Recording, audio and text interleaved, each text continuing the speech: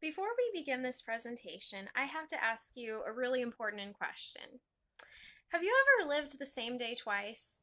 Where from the time you woke up in the morning to the time you went to sleep at night, every interaction that you had, everything that you did, everything said was exactly the same down to the smallest detail. Now, unless you suffer from really critical dementia, then I doubt that this is true. Every day, no matter what kind of schedule you have and how similar it is from one day to the next, is going to vary when you get to the tiny details. There's always going to be something a little bit different. Now, this obviously might seem like a no brainer to most of you in here. It seems pretty apparent we're not going to keep living the same day over and over and over again like that 1980s movie Groundhog Day. Every day is different. Every day is unique. It's one of a kind. We don't have any do-overs. But just like this is a no-brainer, a lot of people don't realize another huge no-brainer. You are unique. You are not a duplicate of anyone else. You're your own person. You have your own value, your own importance. You're completely irreplaceable in this world. Just like a day doesn't repeat over and over again, you're unrepeatable. Now, there are lots of reasons why you're so valuable and so unique to this world. However, I can't cover them over the course of a 10-minute or less presentation, so we're going to explore just 3 of them today. So, the 3 reasons that I'm going to cover why you're unique are first your personality, and then your life experiences, and then your choices. So, first, we have your personality. Everyone has a completely different personality, even if there are little similarities here and there. Maybe you like cheesy jokes just like your dad does, or you and your best friend are both really introverted. Maybe you and your boyfriend like to watch the same That 70s Show reruns. However, when it comes down to it, your personalities are quite different. In 2010, Stanford University researchers tried to figure out why we have this huge difference when it comes to our personalities and our choices and just how even we look. Everything is so different. They thought that it might be in our genes. However, they were really surprised to find out that less than 0.25% of our DNA, I think I have that right. Yeah, 0.025, even less than I said before, 0.025% of our genes vary from one person to another. They're extremely similar. So I have very similar DNA in my genes to you. It's just less than a 1% variation. So that doesn't even make sense. How can that be? Well, they discovered the reason behind this isn't so much in our genes, which we typically think make up who we are, but in fact, it comes down to the non-coding regions of our DNA. Initially, researchers thought that this part of our DNA didn't really have much of a purpose. However, there are billions of proteins that interact together and form a different sequence from one person to another. Everyone has a completely different sequence that determines why they act so much differently from their friends and even their family. So, our uniqueness is very much wired into the fiber of our being, literally. So, the second way, moving on to why you are totally unique and irreplaceable, is shown in your life itself.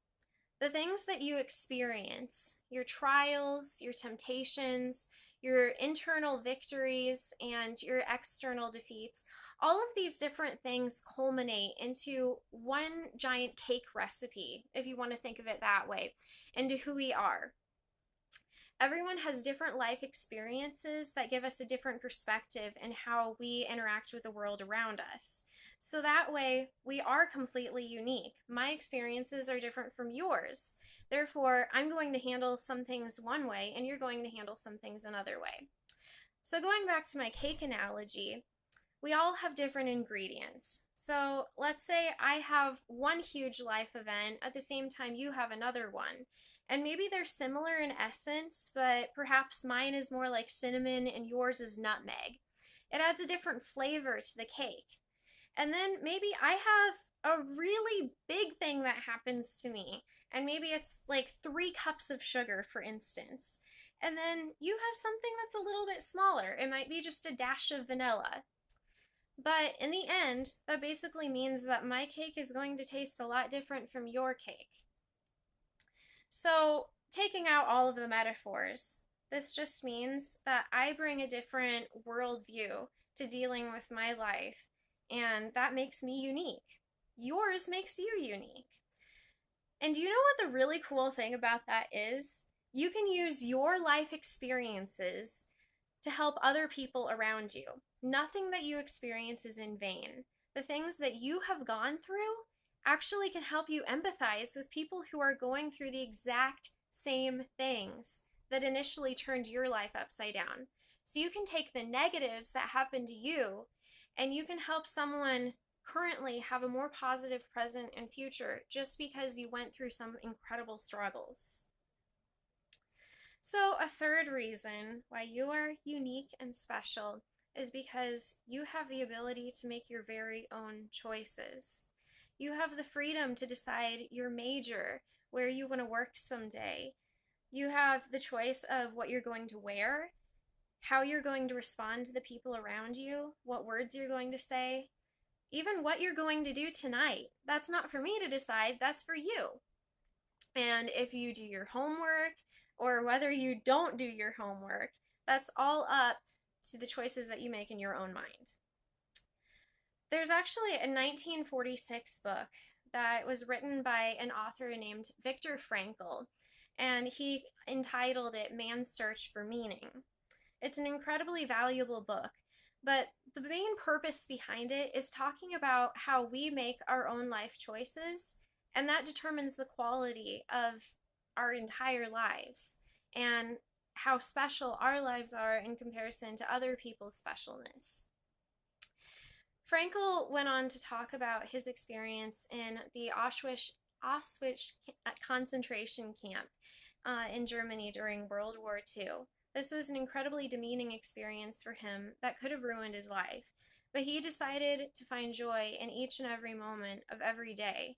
And he said that that's the one thing that the guards at the concentration camp could not take away from him, was his own joy and his choice to be joyful. So I just want to read an excerpt out of this book on page 77. In talking about his experience at the concentration camp, Frankl wrote this: "What was really needed and a fundamental change in our attitude toward life. We had to learn from ourselves, and, furthermore, we had to teach the despairing men that it did not really matter what we expected from life, but rather what life expected from us. We needed to stop asking about the meaning of life and instead think of ourselves as those who were being questioned by life, daily and hourly. Our question must consist not in talk and meditation, but in right action and in right conduct. Life ultimately means taking the responsibility to find the right answer to its problems and to fulfill the tasks which it constantly sets for each individual." So basically, what Frankl is getting to here is that we have the power to choose what our life looks like. That makes our life so much more valuable just in that we have that control over it. We can choose who we're going to impact and how we're going to impact them.